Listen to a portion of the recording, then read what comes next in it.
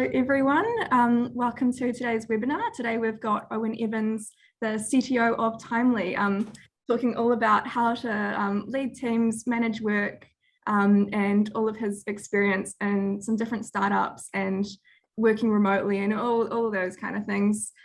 As you join in, we would love if you could chuck into the chat role where you're tuning in from, what startup you're in, if you're a part of a startup, and also to start having a think on Q&A. Now, we'd love if you could put the questions specifically into the Q&A chat box, just so that I can differentiate those from any general chit chat in the chat box. But yes, please do check in where you're tuning in from and what startup you're a part of, if you're a part of one.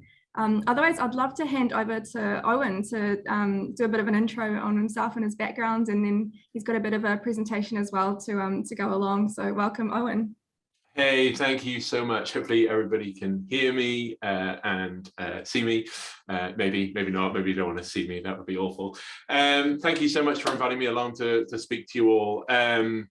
Let's start off with a bit of a caveat. So before I jump into my background, this presentation or this talk, what I'll do is I'll go through a little bit of a trip down memory lane in terms of the companies I've worked with, what I've done, but really focusing on some of the stuff that I've experienced, some of the mistakes I've made, some of the things I've seen from a whole bunch of companies that I've been part of. A lot of it will be hopefully cause for you to then go, hey, I'd love to ask some more questions about that or learn some more around it. And please, as we said, just put questions into the chat, because I'd actually love to carve out a whole bunch of time at the end just to take questions. This won't be too long to run through. But I also want to call out that this is massively biased based on my own experience. I don't pretend to be a master of all things. I'm not an oracle, although my boss does occasionally joke that I'm Yoda or something for him. But really what I want to be able to say is, hey, this is my experience, your mileage may vary, but there are some things that I believe are truisms for the way that I work and the way that I hire teams and the way that I pull teams together that hopefully will transfer into your business. So, hi, I'm Owen. I am currently sitting in the SVP of Technology, which is the worst title I've ever had, seat here at Timely, and have been here for around about a year. But my history goes back a little bit further than that. I did have employment in the UK before I came to New Zealand, but I came to New Zealand in 2007 and very quickly fell into a circle with a few friends or people I got introduced to, one of those being Craig Walker, who was the CTO at Xero, and through that got pulled into a very, very early stage accounting product. Literally, there were around about 20 of us building this product, and of those, maybe 5 or 6 or so were in the software engineering team, really scrabbling away trying to make this product work. And I started off as a senior engineer and then grew into the chief architect role as Craig, who was our CTO, moved to beachhead in America. We needed technical leadership here in New Zealand, and I got nicely asked to take on that role. But that did lead me to a number of years of hiring, growing that team, building up a whole software development practice within Xero, and how we actually thought about building teams and hiring people into those teams. Really, the one thing that I reflect on my time at Xero is that when you're growing a team at exponential rates, when you're hiring people constantly, when you literally have no days when you're not looking at some CV somewhere, the actual hiring process becomes very, very autonomous and very, very quick to run. So at a simple level, growth is very, very simple when you're growing. It sounds very stupid, but it's a machine that keeps feeding itself. So you get away with making a huge amount of mistakes. And I got away with making a terrible amount of mistakes at Xero when I was hiring, when I was in charge of that process, who I would look for. And I reflect Xero kind of almost succeeded despite me being part of that process. I was very, very naive in the way that I put job ads together, naive in the way that we interviewed people. This is back in 2008, 2009, asking people to write code on whiteboards and asking them to really kind of challenge themselves as they sat in a very stressful interview with myself and Tokes, who was our dev manager at the time. And really what I learned after going through Xero was that we were a bunch of people who were highly autonomous, highly senior, had a lot of context around the business, but we didn't even realize that we were given it, right? Rod was an amazing visionary and storyteller. He could tell us what it was we were trying to do at Xero. And given the fact that we had all this autonomy and context, we were actually able to make really good decisions on the ground, despite the fact that none of us had any training. None of us really knew what management was. None of us had any of those skills really coached to us, but we managed to succeed anyway. So at a core, you can get away with a lot of mistakes if your vision and mission and drive and context is passed around the team. And as I say, as you're growing at an exponential rate, it becomes very, very easy to have the mechanics of how you hire. Waking up to a number of applicants for any role, doing interviews every single day, it just becomes second nature. It's a muscle that you keep exercising. When you're in a smaller company and you're not hiring every day, you really have to dive into the process of how you're hiring, because you don't remember it every day. You come back to it in a month. How do you onboard new people? Because they're not starting every single month. You have to dive into these processes. But when you're growing exponentially, it just happens by default, which is a good side effect, I guess. You've obviously got the other side effects of how do you maintain culture? How do you grow culture?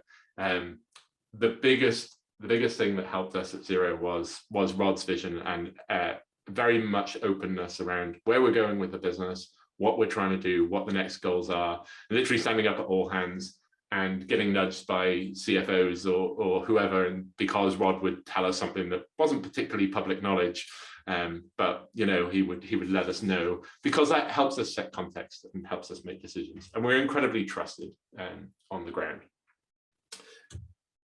Move forward to 2013, and I left this 500-person organization called Xero, and I went back to the beginning. So joined two fellow co-founders and desperately tried to get a developer tools startup off the ground here in New Zealand. Hats off to JD, over at Raygun, because starting around about the same time. With Raygun, they had a little bit of background with Mindscape prior to that, but it was incredibly hard market to launch a developer tools startup here in New Zealand in 2013. Talking to investors, and most of the questions were, "Hey, are you in accounting? No. Are you in agriculture? No. Okay, I don't really know what you do, and I don't really want to give you any money because you've got no metrics to back this up." Totally understand, you kind of want to invest in what you get. So as a little bit of context for Hoist, what it was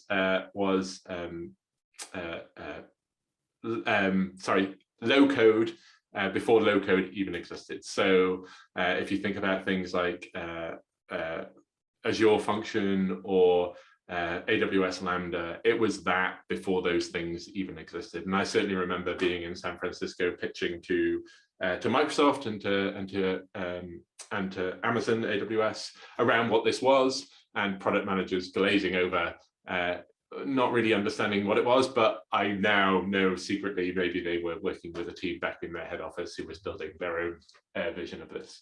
Hoist was an incredibly fun period of time, 3 years, 4 years-ish, of me desperately trying to get this startup off the ground, and I have a lot of sympathy for everybody who's been on that startup journey. And I'm certainly I've not got a success here to show for you. But what I did learn here, I pulled in two earlier engineers early in their career. So really, I had one great engineer out of Inspiral Dev Academy, and one really great engineer who came through Summer of Tech and then so straight out of university. And together they created an amazing team that allowed us to build some really complex technology. So, obviously from my guidance as a technologist and being able to write code, we were forefront of Docker, we were forefront of some technologies that are now pretty well understood, but at those days really weren't. But the one thing that I really loved about having a team that was built this way was they were complete generalists. So, I didn't hire people who were specialists in a database technology or specialists. Well, ML didn't really exist there, so I couldn't really hire a machine learning person because those roles didn't exist back in those days, but also the specialists weren't what I was looking for. What you want to hire for in that early stage is, and this is like reflecting back on who we were at Zero, the people who were the 20 on the ground, we're all very much generalists, getting into any problem that was in front of us, solving those problems, with the high context of a business, and making core decisions on the ground. But none of us were hired because we had the deepest knowledge in, I don't know, React or in the flavor of C# that we were using at Zero. And again, here at Hoist, I hired two people who, they were at the beginning of their career, so they hadn't actually built up those specialisms, but they actually worked really well generally across the stack. And if you're talking about junior engineering hiring, I learned here that it's really good to hire somebody who's converted career and gone through a boot camp and put them alongside somebody who's come through a comp sci degree, because they'll go differently. Like when they want to debug solutions or solve problems, they will solve problems in very, very different ways. I like to think of it as somebody out of EDA is a very, very I-shaped person. They go deep on one technology and they know how Ruby on Rails works or something, but they don't necessarily have all of the background that gives them, how does a computer work? How does the CPU work? Whereas a comp sci person is very, very broad, but has no deep knowledge on any particular technology to debug those things. So my advice is as Zero grew to 500, we definitely had moments where we really needed specialists. But when you're in an early stage startup, you're bouncing around, you're trying to find that focus, you're trying to find that product market fit. So having specialists kind of ties you into a technology or a technology decision or a team that forces you down one road. The classic phrase is, if you've only got a hammer in your toolbox, everything looks like a nail. You really, really want generalists who can solve lots of different types of problems. Don't get me wrong, they might solve them in the least effective or efficient way from a technology point of view, but from a business point of view, you're focused on time, right? Like we had 3 years worth of funding in order to, we've managed to raise some funding and we put our own personal capital in, which kept us going for 3 years. But we had 3 years to prove not the technology, but to prove that there was product market fit here, right? Like that people would actually start buying it. The technology really didn't matter. So we needed to solve problems. Obviously, we needed to have a product to sell, but we could have built it in any technology that we needed, as long as it solved the problems in the way that the customers would understand. So it was really a focus on product market fit. So really focus on people who are generalists to start is my one learning out of Hoist. Well, don't get me wrong, there's loads of other things. Don't try and do a developable startup in 2030. From there, our last ditch for Hoist was to try and sell it. We tried to sell it to an internal company here in New Zealand. They were about to sign on the dotted line, I believe, but they went through a restructure. So that kind of became that's not going to happen. Sorry, we're now down to like the last $5 and we really can't pay payroll. So it's time to close up shop. Although Hoist still exists, so I should mention that on it, it's still a going concern. My co-founder Andrew Buttel runs Endgame, and they run Hoist as part of their offering there at Endgame. So it still exists. It's still got a lot of love. Herbert, who's the name of the robot, I've still got stickers of Herbert around that I like to put on stuff. but sorry, that was a complete digression. From my experience of Hoist, I jumped back in with Tokes, who I mentioned I worked alongside at Xero. If anybody's looking for a really core product person, a really good product coach, here's a plug for Andrew Tokley. You should totally go and reach out to him. But he pulled me into a company here in Wellington doing something I'd never even thought I could have any part in. HI, for those of you who don't know, was a VR AR company. It still exists out of LA. I should say these companies sometimes still exist, even if they've gone down a different path. And I got pulled into here in Wellington, and our core technology was synchronized video cameras that recorded on a green screen stage and allowed us to create volumetric video that was high definition video quality of assets that are on stage. We worked with people like Buzz Aldrin, MMA fighters. We had the stunt double for Spider-Man come in at some point to do tricks on stage. It was a great, interesting, fun project. But it was also highly technical in its nature. It was very hardware orientated. It was wiring up of these cameras. So this company is kind of also breaking my previous statement. This was built on IP. This was built on a sense of intellectual property that needed some specialists. But the one thing is we had specialists who were out of the VFX world. So they'd worked at Weta. They'd been in highly intense organizations before that were very much project driven. So a lot of our specialism came from pulling people from Weta, as I said, and other VFX companies. And in those worlds, you're really driving towards the next film release, right? And you've only got so many hours to do it in. You've really got to drive it. But also, they're highly driven people. If you've met anybody who's in visual effects or in vision research, it's very much research driven. It's very much focused. And then to try and put on top of that, we tried to put on product people. Like product engineering was really what I tried to drive into AI. It's like, great, we've got this technology now. How do we sell it? What's the product at the end of here? What do we actually want to create out of the end of this? And I was pulled in as a VP of engineering, so I was leading the entire engineering team. This was 20-something engineers around Seattle, LA, Wellington. It was a very, very dispersed team. It was very, very interesting to see those dynamics of having 3 specific offices that people were coming into very early stage in a business, where we didn't necessarily have a strong sense of where this product was going to go. This is very early stage exploratory technology. Even now, nobody's walking around with VR headsets on or holding up in their phones constantly to try and do augmented reality. It's still trying to find what that thing is. And, it was really interesting technology and really great science here. But during my time, we were still struggling to find out what that niche was. What was the product? What were we actually going to sell? Again, that struggle for product market fit. So we spent a lot of money because it was an expensive thing to set up. One of the stages would be about $1 million just to set up on its own, and struggled for a few years to try and find what this product was.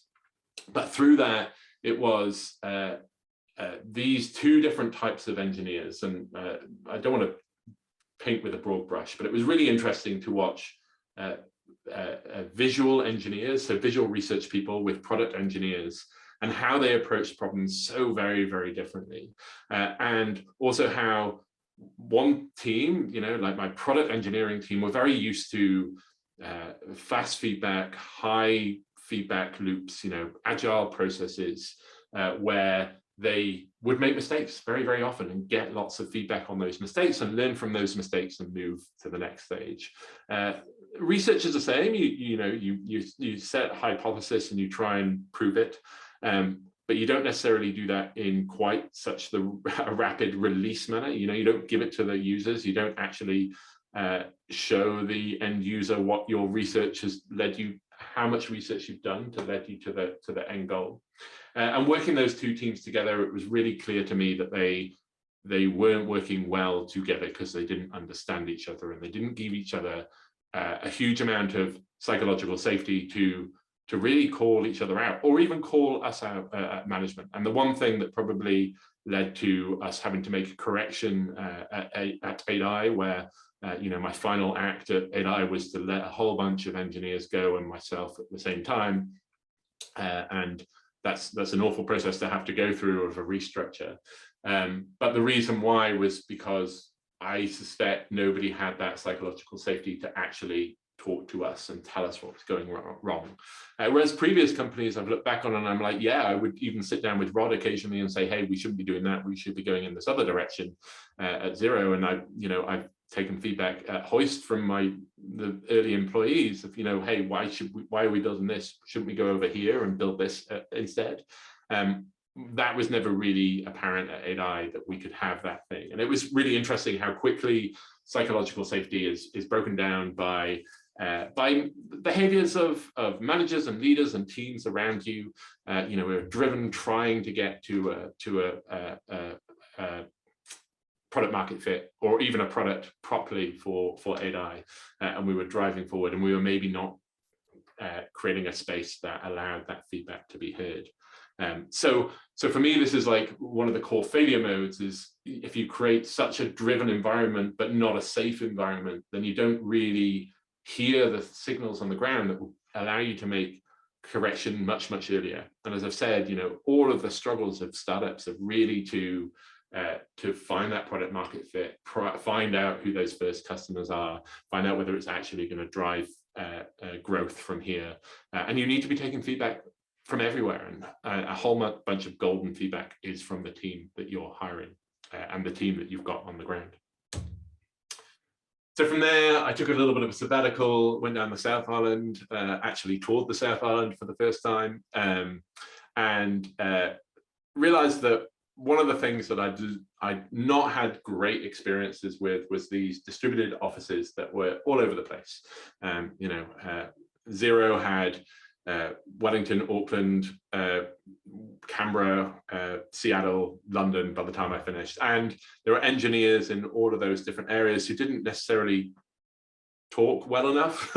Communication was really bad. Hey, this was the days before Slack as well. So there were breakdowns in comms, breakdowns in things, and I'd fallen in with the founders of Zapier back in the days when we were setting up Hoist. We were about the same age of company when we were setting up, and we were talking about very similar concepts in terms of integrations between products. So I reached out to the founders of Zapier and said, hey, I'm looking for a role. Have you got anything that might interest me? And they pulled me in as an engineering manager to work alongside them for a little while. I ended up at Zapier for a year. And really my focus was, how do you build a really good remote culture? I really wanted to understand how we broke down these barriers of people being everywhere else. And Zapier was a really amazing, interesting culture for me. It was a team of around about 150 people. Nobody worked from any particular office. For those of you who don't know Zapier, they've been remote first pretty much from day one. I think they had 3 months in Y Combinator back at the beginning of the company, and that was the only time the founders have ever been in the same office at the same time. From there, they've always hired remote people. They've always set people up to work remotely. And this is, 2018, well before the pandemic, well before people actually understood that remote working was going to be a thing. But working at Zapier was eye-opening. There was something beautiful about hiring people that were immediately going to be remote from leadership, from their managers, from the people around them. Because the one thing you suddenly realize is you have to hire everybody based on whether you trust them or not. At a simple level, if you're in a remote company, and to be honest, if you're in any company, this should be a rule. If you can't trust somebody 100% the moment you hire them, why are you hiring them is my first question. It's like, why on earth would you hire somebody who you have some doubt over or won't give autonomy to because you're not quite sure they're going to make the right decision on the ground? So Zapier really taught me that I would literally I had a team member in Africa. I had team members across all of the states of America. I had a team member in Australia.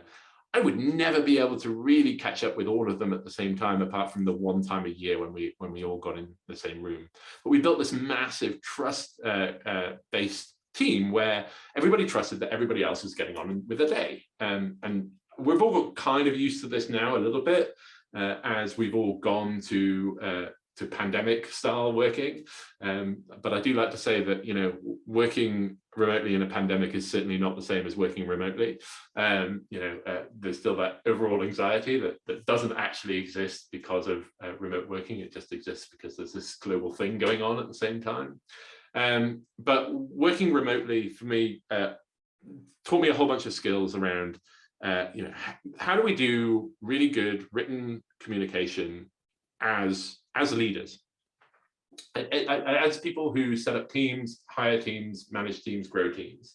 How do you create an environment where your decisions are done thoughtfully, in the open, where people can read them, can understand them, can trust them? So really, you know, writing a lot of thoughtful posts, taking time over decisions, making sure that people are included in decisions is a core part of maintaining and building trust in a team. And I should be clear, this talk isn't a coaching talk. It's not like, hey, use this mechanic. There are plenty of people who can teach you how to build trust in teams. But the first thing is when you're hiring and growing the team, make sure the people you're hiring you trust. Like, part of the interview question that you should be asking yourself is, will I let them do whatever they want because I trust that they'll do the right thing? Because you can't really see what everybody's doing. And even if you're in an office, you are kidding yourself if you think you know what everybody is working on every minute of the day. Well, you might be in that kind of office, in which case I really don't want to work for you.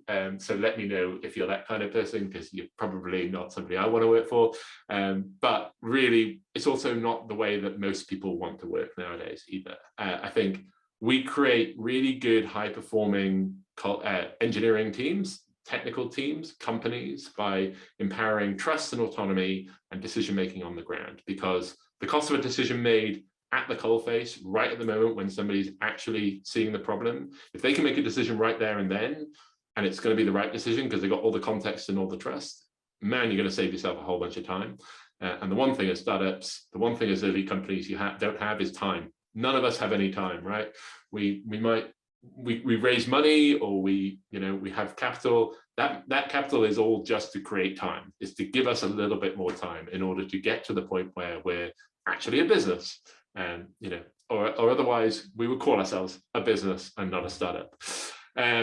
So we're all maximizing to find that product market fit, and that takes time. So really, the one thing you want to do is have a team that you trust to make good decisions on the ground. And this really is the one question that people ask me when I'm going, is like, what do I look for when I'm hiring engineers? And honestly, it's looking for values and for trust. Cool. Getting towards the end of my path through lots and lots of startups. So I came out of Zapier, got pulled in by a good guy called Mike Lovegrove into a company called Jenny. We were trying to transform the insurance industry, and very doggedly enterprisey style industry, very risk averse by nature, because that's what they do in insurance. Is to really, it was a hard nut to crack, let's put it that way. But the one thing that we had is lots and lots of opportunities, right? We were going everywhere. We were trying to work out what our product market fit was, where we should focus. And this is the one thing, it's like, focus is great, right? Like, we really need to focus as startups, right?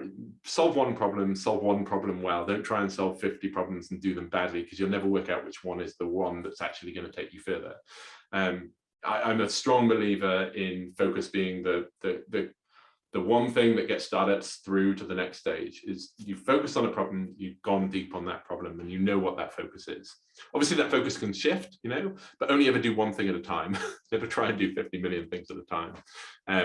a good CEO once said, the job of a CEO is to pick the door, but not to close all the others. So, you go through the door, don't get me wrong, there are other opportunities, don't close them off, but don't even focus on them right now. But for me, hiring a team into Journey, and I hired a few people to work alongside us, it was really around focusing on the industry, really focusing on insurance, really focusing on a solution and a problem that we were trying to solve. And we worked with IAG for a good year or so before we came to the end of what we could do at Journey.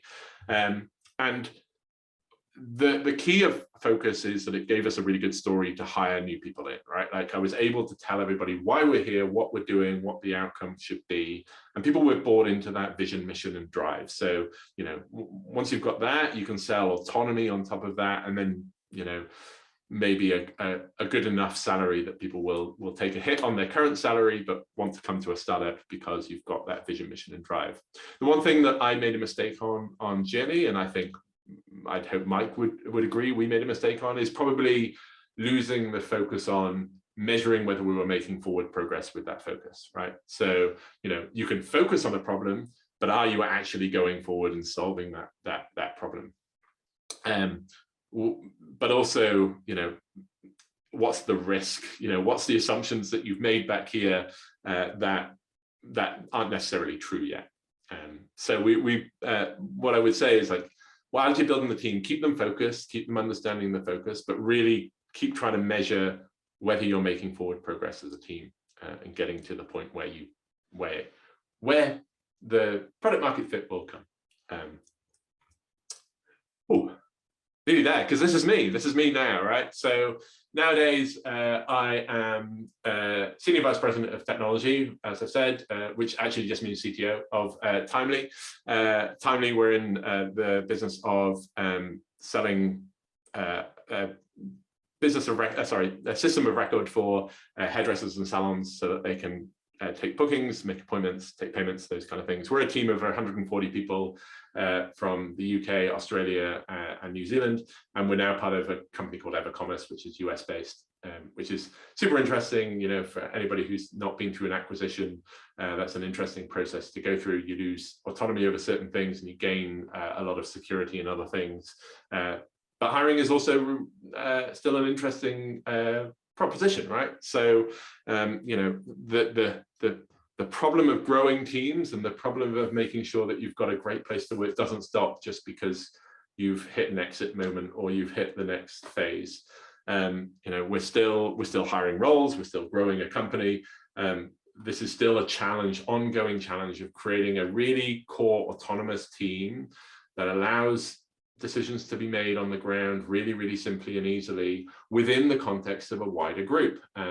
So part of my challenge now is to understand the wider group mentality and what story they're going on, so that I can put it through the lens of what it means to work at Timely, encourage people who are still highly trusted, highly motivated by the vision, mission, and drive to work for us, and then set it out to them what's in it for them. I'm also a mentor with Startmate, which is an accelerator nominally out of Melbourne, although we're kind of take New Zealand and Australia early stage companies and surround them with people better than myself to really give advice and help solve problems through various different guises. And I just saw Casey, who's one of the teams, one of the companies I mentored recently.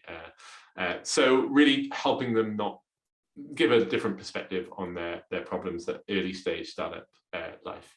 And really kind of, there's a few things that, bringing back to my title, we in New Zealand are very, very immature at management, right? Like, we really don't do it very well. We've never done it very well. Certainly in 2007, nobody knew what management was.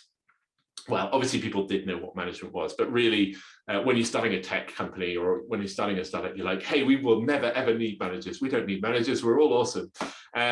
My advice to everybody is get really clean and clear on what management is and isn't. And the one thing that management isn't is telling people what to do, right? Like, that's in no way what management should be or is.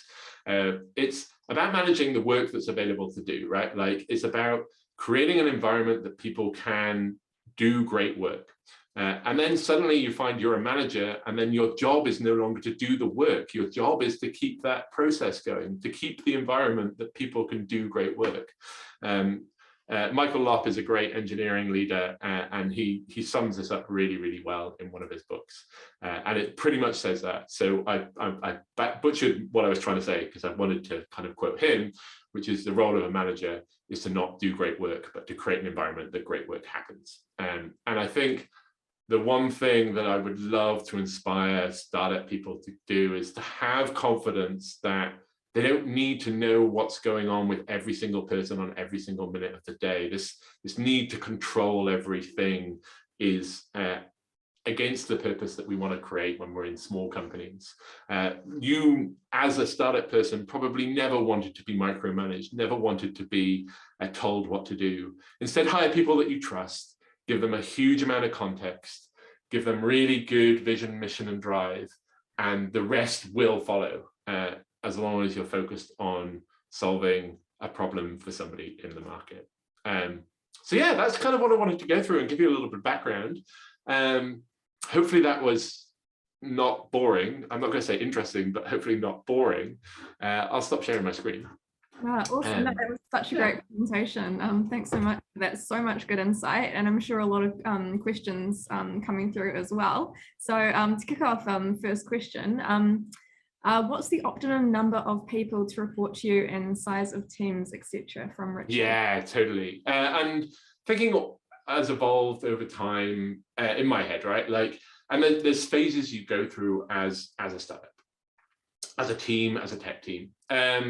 For me, if you're a full-time manager, like literally your job is to manage people and not to be on the tools, not writing code. I call, I call these specifically engineering managers in engineering parlance. If you're a director or if you're an executive, the maximum number of reports I would ever give somebody is about 8.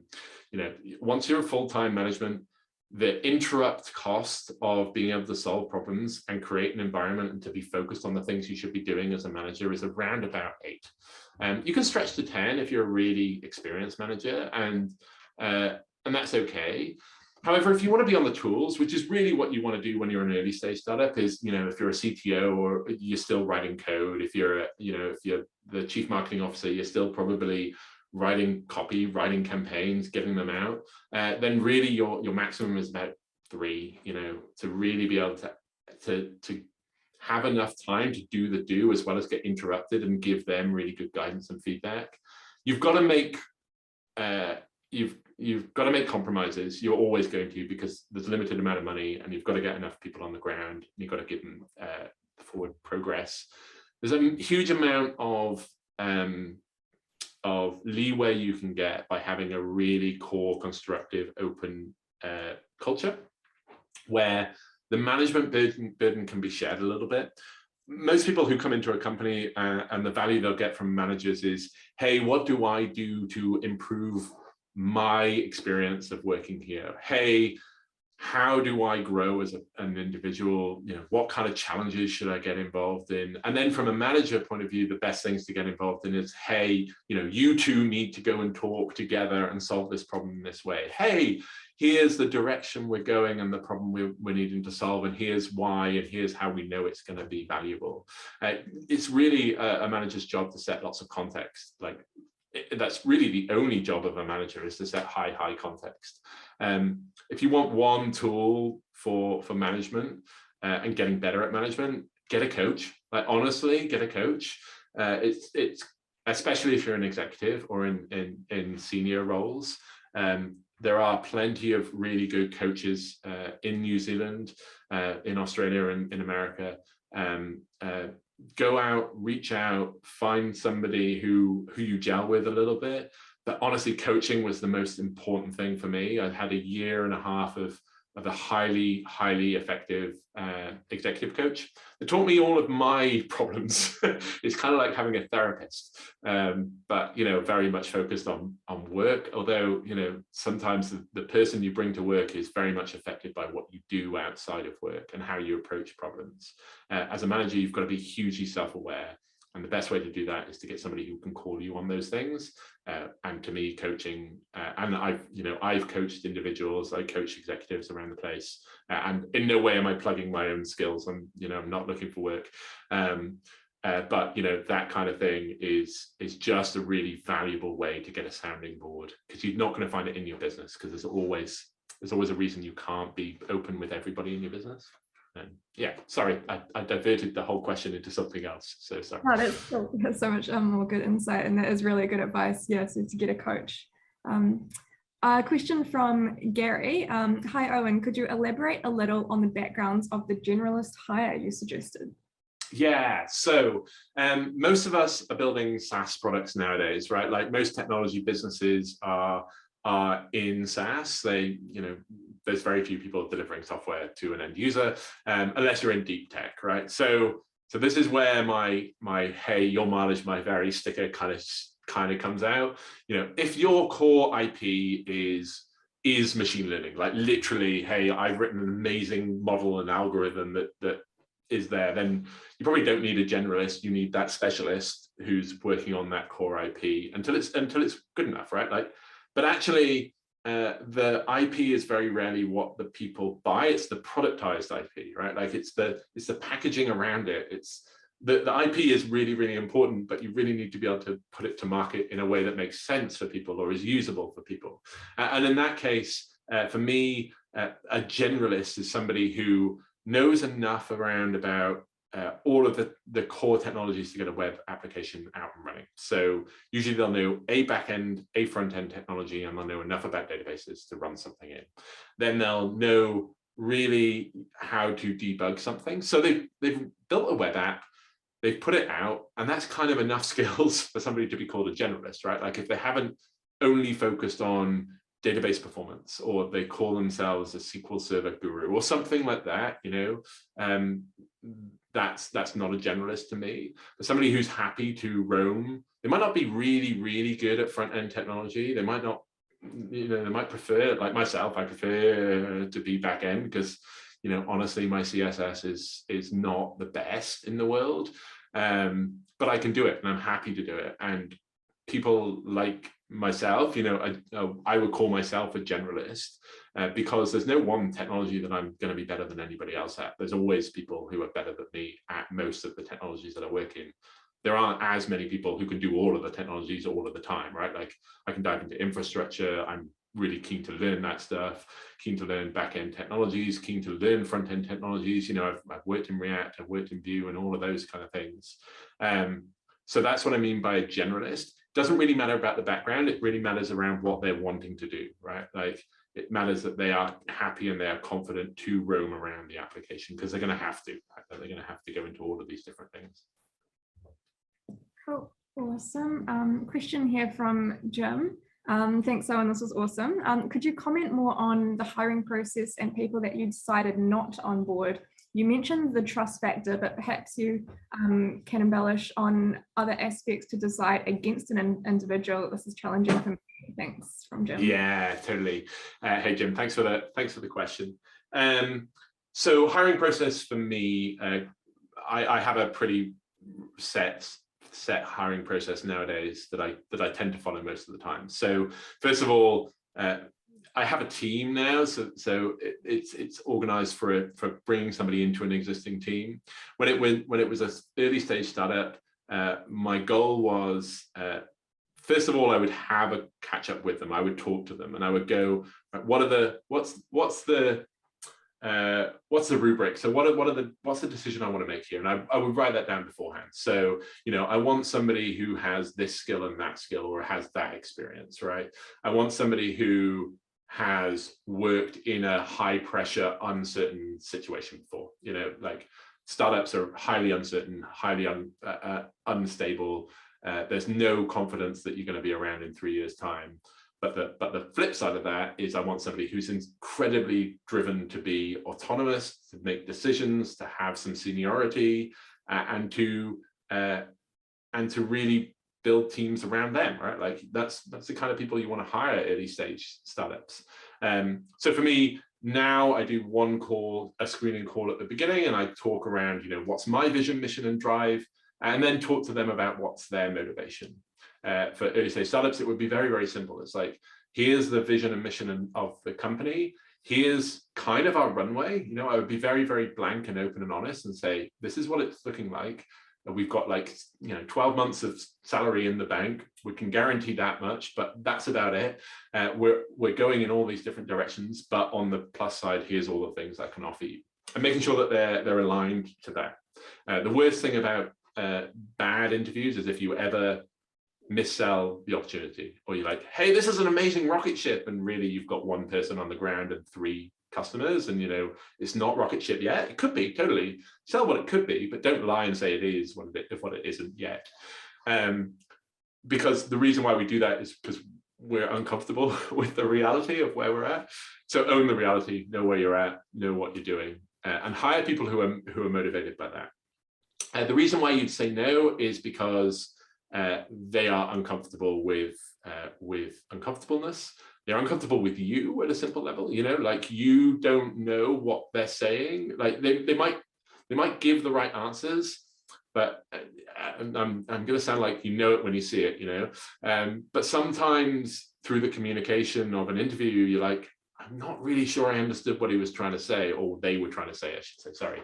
I'm not really sure where they were taking this story or anything else. And that's a perfectly valid reason to say no, right? Like if you've got any doubts, say no, because you're not going to let them be successful, right? The second slide is, do you have to do a technical test or anything like that? If I'm focused on engineering, we always talk about, do you do a coding test or do you not? My blanket advice is to no, like you don't do a technical coding test, you don't get them to write a new solution. But I have found a really useful take-home test, which is a very, very simple solution. Usually, hey, this is a technology you've worked in and I've done all the work, but just add a function into it, right? Something that most people shouldn't struggle with too much. It's not about testing whether they know the code or not. And then get them to present the work they did back to you. So the actual interview is not the code they did, but how do they communicate about the code? Which then gives you another moment to go, hey, can I communicate with this person? Can we talk? Will they take my feedback right? Will they understand what I'm saying? Or will they just close down and get defensive? And those kind of things, which is always a good moment. If you get everybody closing down and getting defensive, it's like, oh, am I the problem? Which is sometimes true. Let's put it that way. The other side of it is be open to your own biases and your own, sorry, not be open to them, be mindful of them, right? Like this is the one problem we had at Zero is myself and Tokes, we kind of came from the same backgrounds to the point where we're even like, we worked in ski resorts, both of us at one point. That's just bizarre that we have that closer connection. But it did mean that we hired a lot of people who had very similar backgrounds, had a very narrow scope of what being good in computing meant. Like, hey, you should really have a hobby of computers. Like, what have you built in your free time? That kind of stupid idea of that makes somebody really good. Nowadays, I try and vet all of my questions with a trusted third party. If I don't have somebody in my company who can help me vet them, then I'll go outside and find some more diversity to actually go, hey, is this a valid question? Can I ask this? Is this actually what I should be checking on? And then they can check what you're actually trying to find out from those questions. But if you start with that rubric, what do I want to know? What will make a good candidate? What will make somebody work well here? Then you can work out the questions that you want to ask to expose that. And then write them all down, write down the answers and refer back to the rubric and go, hey, did I find out enough here? If by the end of it, you've gone, no, actually, I'm not sure. The answer is no, sorry, because you're not going to make them successful. It's not that they're not great. It's not that they couldn't be successful. It's just that you're not going to create an environment that you trust them to be successful because you've already got doubts. Yeah. And just a somewhat similar question on the trust front, how do you apply this to more junior team members? Even with great context, they can't necessarily make great decisions or work highly autonomously from day one. Yeah, so junior is always interesting. It's always hard to give a one answer fits all for how do you bring juniors on board? How do you create a team of juniors? there's a few things here, right? Like they need support. Like if you're first in your career, you need support. So you've got to understand that having a team with juniors on can be hugely successful, but it does take time and it does take effort and it does take energy from a mentor. So somebody sitting around that is sitting in on their questions, you know, like, hey, making sure they've got somebody instantly that they can ask questions and there's no barrier. It probably can't be an executive. Like if they're off doing other calls, it feels like there's this massive barrier. And there was moments where that would break down at Hoist because I had 2 juniors and then myself. You know, I tried to be focused and go, actually, for like Monday, Tuesday, Wednesday, I'm in the office with you, sitting with you and helping you, or we're on remote calls together. At Zapier, I pulled in 2 juniors and they literally would be on a Zoom call with me for a few hours, not because I wanted to see what they were doing, but because I could hear them, and then they go, hey, Owen, we've got a question about X. And I could just jump in and go, oh, okay, cool. This is why we're going in this direction. This is why you built it that way.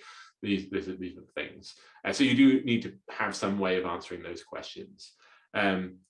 But the other side is like create an environment where it's okay to fail and it's okay to actually make mistakes. Like even startups, it's okay to produce code that doesn't work or doesn't solve the problem because you'll learn something through it. You're like, oh, that's a failure case we didn't think about. Oh, okay, cool. It's actually quite useful to have almost a chaos monkey in a junior coder, like breaking stuff by accident.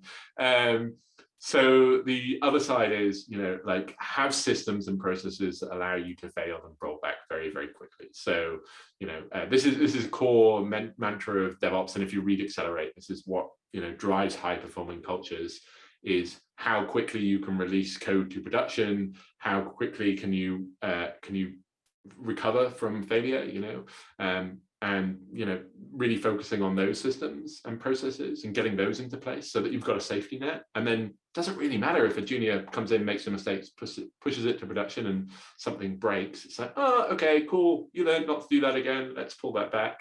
The actual big reason that they would make mistakes is because they don't have the context of why they're working on the thing that they're working on. That's usually the biggest failure mode, is like, oh, you built the wrong thing.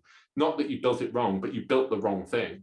Because to be honest, if you build the right thing in a wrong way, it's still fine for a startup. It's like, hey, we'll come back and rebuild that later if it's valuable. If we find out actually that people will use it, we'll put some investment and we'll put some time into it. But usually it's they're building the wrong thing, and that's usually because they don't know why they're building the thing. Yeah, in my experience, obviously. Cool. Question from Chris. What extra considerations do you need to make building a remote team where everyone is based in the same country compared to building a global remote team? Yeah, so actually you probably need less considerations building a remote team that's in one country. Time zones are my worst enemy and my worst nightmare. The one thing I found really hard at Zapier was my day would start at like 6 a.m. To catch up with this person in Africa, and it would actually close out at 2 p.m. You know, like most of my team had gone off or were fine and they didn't need me, or I didn't need to do any more work. So it was fine in terms of how many hours, but I live in Upper Hutt, which is, you know, a suburb outside of Wellington, and back in those days there really wasn't anywhere to go and work apart from in Wellington, and you couldn't get into a co-working space before 9 o'clock because, you know, that's the normal start time or something.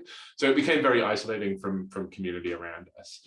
I think to me, it's very much around how do you build community within the remote team. And I should be really clear, there is no substitute for face-to-face.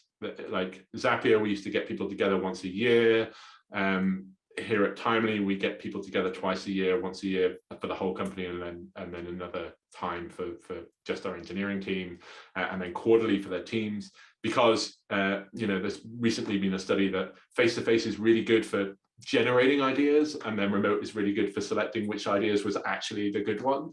You know, that those creative modes are very, very different, and also for collective buy-in to a vision and mission and goal, you kind of need to be together and discuss these things, so you know the edge cases and the things that people are struggling with that won't come up on remote. But then when you're building remote, if you're building remote in one location and you have an opportunity to go, or you think it's going to go global, be mindful of that. Like at some point there's going to be people who are waking up and to a wall of Slack text, you know, like this is your center of gravity is in this location. Hey, how's that person over there going to feel? And be mindful of things like decision making that happens synchronously is really a bad thing when you're trying to build a good remote culture. Don't get me wrong, you can make really small decisions synchronously, but if you want buy-in from people who are elsewhere, you need to work on your asynchronous muscles. So those are things like putting decision matrices together in a document. Say, hey, we've got a decision that comes to this level, this is how we're going to approach it. And it goes into a document, it gets proposed by one person, they leave it up for a day for anybody to comment, and then then you can wrap it up. Be wary of doing that in Slack, because you get the first mover advantage from the first person who comments, because they'll control the entire conversation afterwards. There's various muscles there that you just want to get used to exercising, and one of them is asynchronous communication, which is lean on documentation, lean on documents, lean on comments within documentation, and allowing people to edit, and then for Slack to be just the synchronous stuff, that so that people don't have that anxiety level of waking up to a wall of notifications, and get people really used to hitting shift and enter, which clears notifications, mark everything as red when you wake up, and then get into your day, and just make that part of your culture, so that then everybody knows, oh, I've messaged you outside of your hours, you're not going to read that, are you? I'll send it to you again when you're actually awake, and those kind of things. Cool. And we've just got time for just one more question. So a question here from Matt. What do you think is a good relationship / responsibility split between the technical lead and product manager roles? Yeah, this is hard to get like, hey, this is definitely the split that you should have. The one thing I will say is there should be somebody who's responsible for either, right? Like putting it in the same person, I've seen it work occasionally well, head of product and technology. The one thing that breaks is the trust in the decision, right? So product and technology should be a continuum, like they're both competing against each other for people's time, and you've only got so much time, so you need to pick the thing that's most important. If you have that in the one role, in one person who's head of product and one person and technology, nobody trusts that they're balancing that correctly. Even if they are, they'll always create a story that says, hey, product always wins. Usually it's product always wins, and to the detriment of technology, and look at all this technical debt. The reality is, you want to make sure that there's somebody who's owning the responsibility for either of those, so that they can go and complain to the person who's their responsibility and say, hey, we're not taking care of technical debt. And hopefully that person can give a really good response that says, oh, actually, we got in a room and we decided that the outcome of paying that bit of technical debt down is high, but actually we want to push it beyond this feature because of X, Y, Z. Like we're going to market, we're trying to do product market fit. That's more important right now. And people will understand that, and people will trust that conversation is going on. The trouble is, if the conversation is happening between your two ears in your head, nobody knows it's happening and nobody trusts that it's happening. So that's probably not a direct answer to the question, but that's about the most detail I can probably give you that would be useful. No, that was really cool. Cool. Now I'm just conscious we do need to wrap up, as everyone has things to get onto. But thanks everyone for the questions. And yeah, honestly, a big massive thanks, Owen, for coming on and sharing so much great insight. I know there are a lot of key takeaways in there. And we have recorded this webinar, which will go up on Territory 3, YouTube, LinkedIn, and actually Spotify does videos now. So not just the sound, but actually the video on Spotify now, which is great. I know, cool. But yeah, honestly, yeah, thanks so much. And also just a quick shout out to our sponsors for helping to make this happen. NZ Trade and Enterprise, BNZ, AWS, Evander Management, Jasmine Investments, and K1W1. If anyone has anything else to chat to Owen about, you can reach out on LinkedIn, I believe. Totally. So I'm on LinkedIn, I'm on Twitter at Buildmaster, or just email me, Owen at tinyvine.com is me. So yeah, more than welcome to. Amazing. Cool. Well, otherwise, thank you everyone for tuning in. We'll be live from San Francisco in about a week and a half is the next webinar, which is super exciting, and Austin as well. Finally getting out into the world, into the States. So do keep an eye on LinkedIn for some updates about that. But we'll let everyone go now. So thank you to Owen. Thanks, everybody. Thank you. Yeah.